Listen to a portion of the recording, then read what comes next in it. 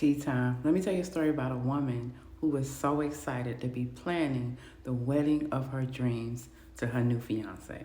Like she had met this woman, they got along so well, they were completely in love, and she was like, okay, fairy tales do come true. So as they're planning their wedding, things are going great until she finds out that her fiance is talking to another woman.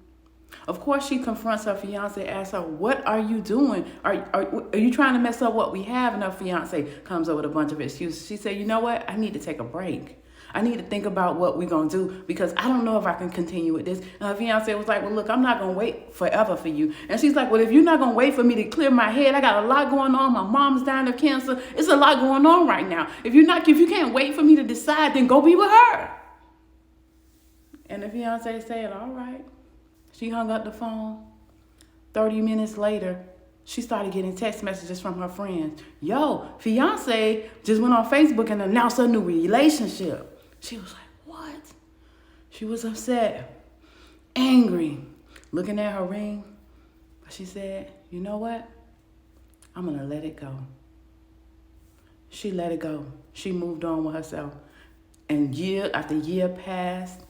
After 3 years, all of a sudden, she got a text message from a strange number. The text message says, do you miss me? And she's like, who is this? And it was like, the one who stole your heart and whose heart you own.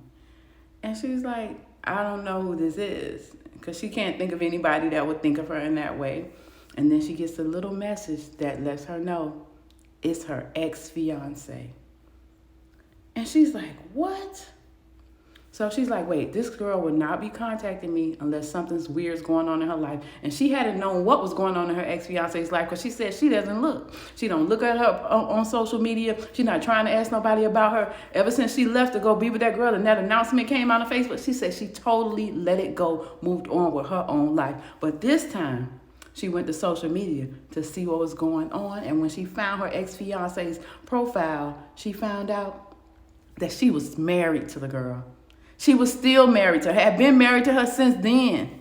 And they were still posting all these pictures about how in love they are and how perfect their relationship is.